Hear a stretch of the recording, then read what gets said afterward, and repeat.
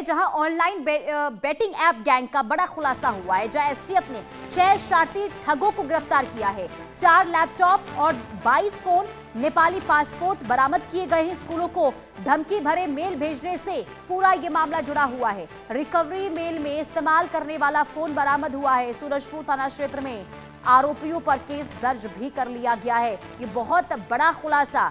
लगातार देखिए अलग अलग राज्यों में जो स्कूलों को बम से उड़ाने की धमकी मिलती रही है, क्या कनेक्शन वहां से इन लोगों का जुड़ा हुआ है, किन किन स्कूलों को इन लोगों की ओर से धमकी दी गई है? क्योंकि अब तक जो जांच में सामने आया है उसमें ये पता चला है कि जो ये अब लोग हैं, जो ये गैंग हैं, ये स्कूलों को धमकी दिया करते थे बम से उड़ाने की। हालांकि आगे जब जांच होगी, पुलिस की ओर से क्या जानकारी दी जाती है ये देखना होगा। अकरम खान संवाददाता तमाम जानकारी के साथ जुड़ चुके हैं। अकरम, क्या जानकारी इन गैंग के बारे में और मिल रही है?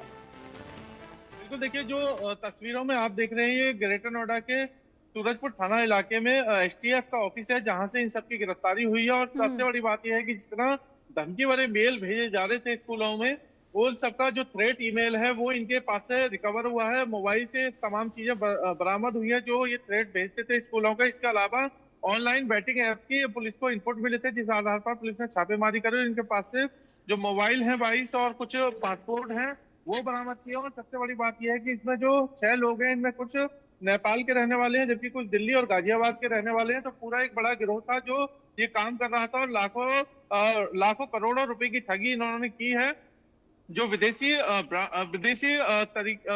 लोग हैं वो भी इनके निशाने पर होते थे और कुछ लोग इसमें बाहर कंट्रियों में भी पड़े हुए हैं। तो वेल प्रोफेशनल हैं जो ये ठग हैं, मतलब समझ लीजिए कि जो साइबर ठग थे उस तरीके से ही ये पूरा नेटवर्क बहुत शातिल तरीके से चलाते थे, जिसके जरिए ये लोगों को ठगी का अपना शिकार बनाते थे। और उनके पास से कई पुलिस ने ऑनलाइन बैटिंग के लिए इस्तेमाल किए जाने वाले एप्स भी बरामद किए हैं। लेकिन अकरम, इन शातिरों तक पुलिस कैसे पहुंच पाई? इनके बारे में खुलासा कैसे हुआ?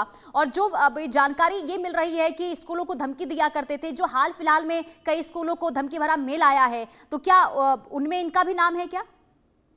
बिल्कुल, देखिए जो अगर इन तक पहुंचने की बात करी जाए तो एसटीएफ को कई दिन से इनपुट मिला हुआ था और लगातार वो इस पर काम भी कर रही थी, जिसके बाद पूरी सूचना मिलने के बाद कल इनकी गिरफ्तारी एसटीएफ ने की है। इसके अलावा जब इनकी जांच की गई तो जितने तमाम फोन और जो इनके लैपटॉप वगैरह खंगाले गए तो उससे वो धमकी भरे ईमेल भी मिले हैं जिन्हें ये स्कूल में भेज रहे थे। तो दिल्ली एनसीआर में एसटीएफ ने बताया कि दिल्ली एनसीआर में कई स्कूलों को धमकी भरा ईमेल भेज चुके हैं और इनकी जो तफ्तीश है वो पुलिस कर रही है कि आखिर इसके पीछे क्या वजह थी, क्यों ये धमकी भरा ईमेल भेजते थे। और जो ऑनलाइन बैटिंग का रैकेट है उसका सबसे पहले पुलिस ने खुलासा किया था, लेकिन जब जांच के दौरान ये स्कूलों को धमकी भेजने वाले पूरा एंगल भी सामने आया। इस पे भी अब एसटीएफ जांच कर रही है, तो देखना ये होगा कि जांच में आखिर निकलकर क्या सामने आता है। लेकिन सबसे बड़ी बात यही है कि जो ऑनलाइन बैटिंग ऐप के अलावा जो धमकी दे रहे थे दिल्ली एनसीआर में, उसका खुलासा एसटीएफ ने कर दिया है।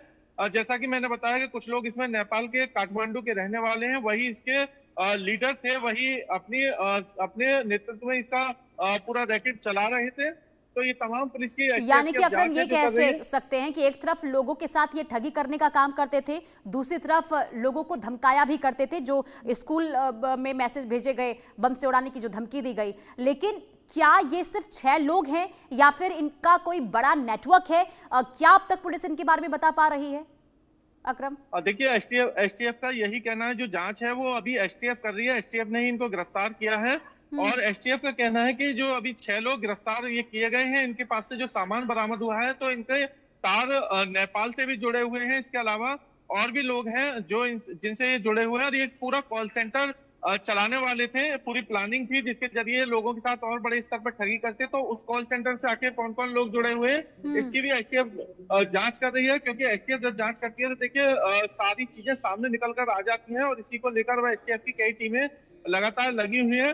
और जो एसटीएफ नोएडा के एडिशनल एसपी है राजकुमार मिश्रा, उन्होंने भी बताया इंडियन न्यूज को कि जांच जारी है और इसके तार जो है वो काठमांडू और भी लोगों से जुड़े हुए हैं। तो ये पुलिस इन्वेस्टिगेशन एसटीएफ अभी कर रही है। जाहिर सी बात है कहीं ना कहीं जो बड़ा रैकेट है वो भी सामने आएगा। इसके अलावा जो स्कूलों को धमकी दी जाती थी उस पर भी पुलिस ने अब तेजी से जांच शुरू कर दी है, जिसके बाद अधिकारियों का कहना है कि जल्दी अपडेट किया जाएगा कि आखिर और क्या क्या गतिविधियों में ये लोग शामिल थे। चलिए ठीक है अकरम, बहुत शुक्रिया तमाम जानकारी देने के लिए। यानी कि इंतजार करना होगा जब जांच पड़ताल आगे बढ़ती है तो आखिर और क्या